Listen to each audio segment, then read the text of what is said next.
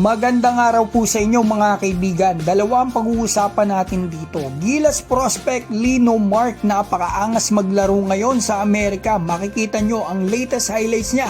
Ang galing talaga ng batang to. At pag-uusapan din natin na nakakalungkot na nangyari sa player ng China. Parang pareho ng bagsak ni Abando dati. Nasahod siya mga kaibigan ng kanyang teammate sa national team. Mukhang matindi ang tama. Simulan po natin sa MVP ng NBTC, nakakatapos lang. Lino Mark ang 6'3" point guard na willing maglaro sa ating national team. Would you be open to playing for Gilas if given the opportunity?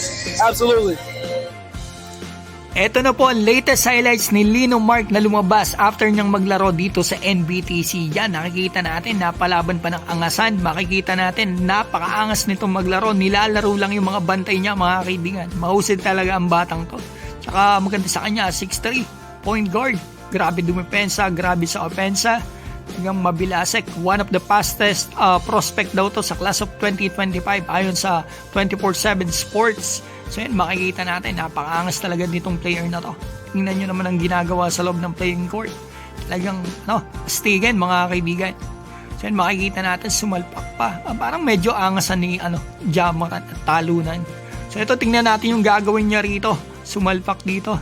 Sayang, mga kaibigan, kung ito ba ay makakalaro sa Gilas Pilipinas kung mabibigyan ng pagkakataon. Kasi wala pang confirmation sa akin kung ito ba ay nakakuha ng Philippine passport before mag-16 mga kaibigan.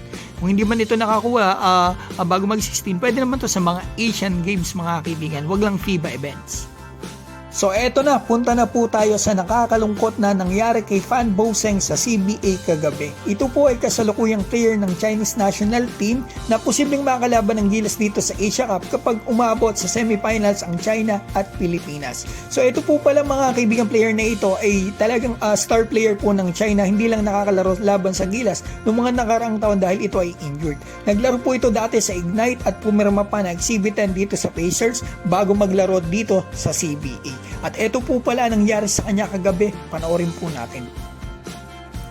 Semifinals to mga kaibigan, panoorin natin nangyari kagabi lang to. Grabe, ang taas ng bagsak, una likod, tapos humampas pa yung ulo. Sakit niyan, delikado yung mga ganyang injury mga kaibigan. Medyo nasahod siya nitong dati naglaro sa PBA. Yan, national team player din, mag-teammate sila sa national team.